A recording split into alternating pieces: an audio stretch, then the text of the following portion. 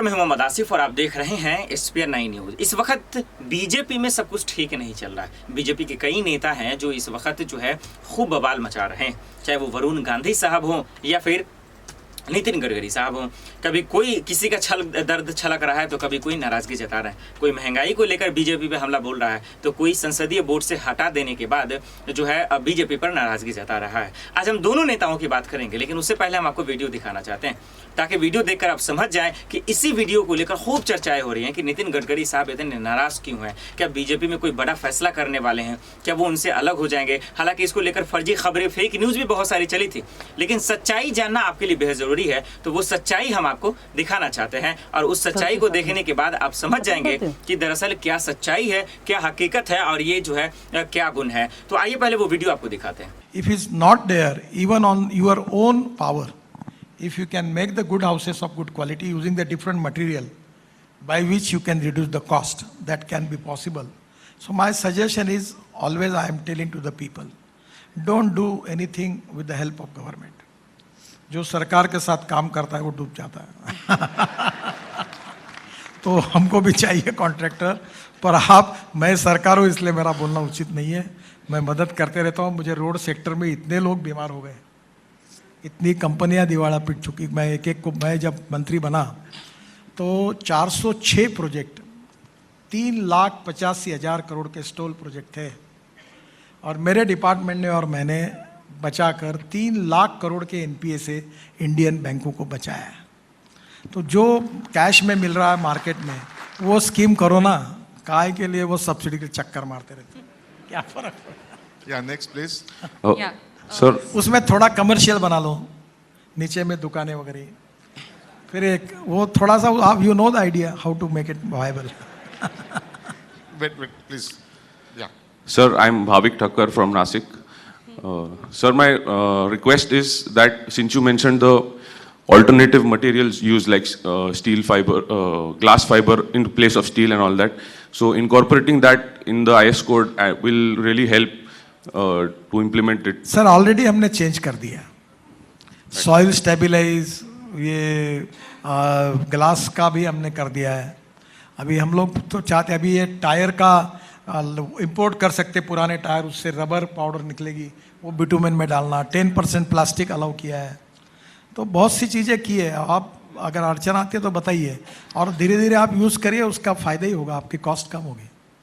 Sir इसकी availability के बारे में भी actually there is not much information about how we can procure it. Nashik में अवेलेबल है चाहे उतना। तुम्हारे यहाँ प्लास्टिक से क्रूड डीजल बनाता है एक जन, ऑलरेडी 2-3 प्रोजेक्ट है, बहुत जगह पर अवेलेबल है। अभी कॉर्पोरेशन म्यूनिसिपल सेग्रीगेट किया तो मटेरियल मिल जाएगा। Yes please. Okay, good morning, sir.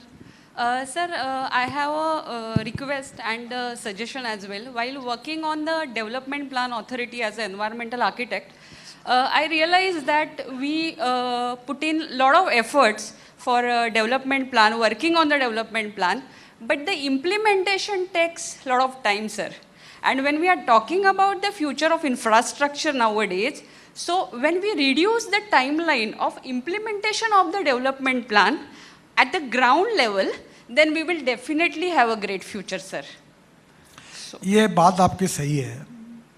मैं भी बहुत दिनों से प्रयास कर रहा हूँ। वर्ल्ड बैंक ने जो भारत का रेटिंग कम किया, उसका एक बहुत बड़ा कारण था कि म्यूनिसिपल कॉरपोरेशन में सैंक्शन करने के लिए कितनी तकलीफ होती है, समय जाता है, ये कारण है। अगर मुंबई में कोई होटल डालना चाहता है तो उसको 40 या 50 एनओसी लानी पड़ती है। तो गवर्नमेंट में ईज़ ऑफ बिजनेस में हमने डिजिटलाइज सिस्टम करने का आग्रह प्राइम मिनिस्टर का था, पर ये स्टेट क्या है कि हमारे यहाँ ये सब्जेक्ट तो अलग डिपार्टमेंट का है और स्टेट गवर्नमेंट के पास अधिकार है।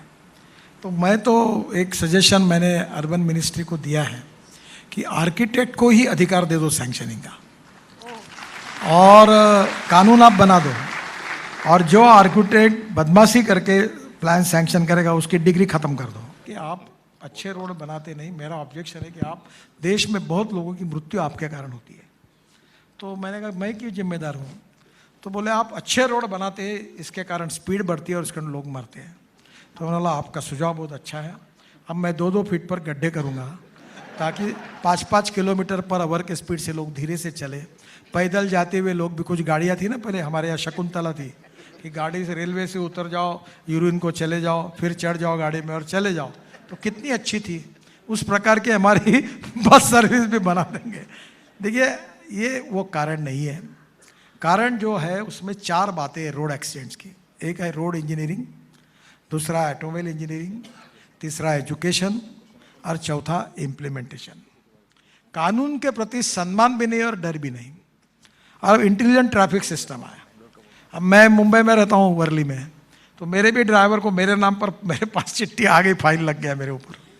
तो अब क्या हुआ कि कैमरे लगे हैं, तो स्पीड कंट्रोल भी करना, उसमें समय के अनुसार वो 60 करना, 80 करना, 100 करना, उसका अध्ययन करना पड़ेगा। पर जैसे दिल्ली मुंबई हाईवे 12 घंटे में आना है, एक्सिस कंट्रोल रोड है, 8 लेन रोड है, तो उसकी स्पीड 60 किलोमीटर रखने का कोई कारण नहीं है। वो कम से कम 120 किलोमीटर रखनी होगी। तो ये रोड टू रोड के बाद उसको देखना होगा, और इसलिए स्पीड ये ओनली कारण नहीं। तो इसलिए मैं मिनिस्टर होने के नाते ऑटोमोबाइल इंजीनियरिंग में हमने एयर बैग्स इकोनॉमिक मॉडल में 6 कंपलसरी करने की बात की है। हमने उसमें ऑटोमोबाइल इंजीनियरिंग के डिज़ाइनिंग में काफ़ी सुधार किए है। दूसरी बात, रोड सेफ्टी के लिए हमने बड़े प्रमाण ब्लैक स्पॉट को आइडेंटिफाई किया है। और बच्चों को, कल ही मैं परसों मुंबई में अमिताभ बच्चन जी के यहाँ गया था। वो प्रसून जोशी है, वो तारे ज़मीन पर जिनने लिखा था।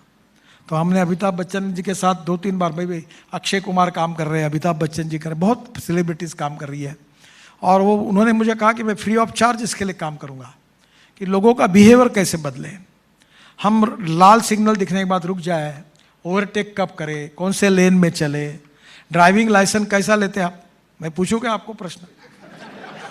कितने लोग ऐसे कि जिन्होंने ड्राइविंग की टेस्ट देकर आरटीओ ऑफिस में जाकर पास करके ड्राइविंग लाइसेंस लिया है? ऐसे कितने लोग हैं? हाथ ऊपर करो। 30-40% ही है। बाकी लोगों ने लाइसेंस कैसे मिला ये सीक्रेट है। वो सीक्रेट आपको और मुझे नहीं बताएंगे। तो ये धीरे धीरे जो बिहेवियर है, ह्यूमन बिहेवियर, वो बदलना होगा। इट्स ए सोशल प्रॉब्लम, और हम सब मिलकर अगर इसको बदल देंगे तो परिस्थिति बदल जाएगी। आपने वीडियो देखा, आपने वीडियो देखकर समझ गए होंगे कि दरअसल ये तमाम बातें पहले अपने कार्यकाल के बारे में समझा भी रहे हैं, हालांकि वो अभी मंत्री भी हैं, सिर्फ संसदीय बोर्ड से हटाए गए। लेकिन यही 2 नेता अभी बीजेपी में निकले हैं जो बीजेपी में खुलकर अपनी बात को कम से कम रख पाए हैं।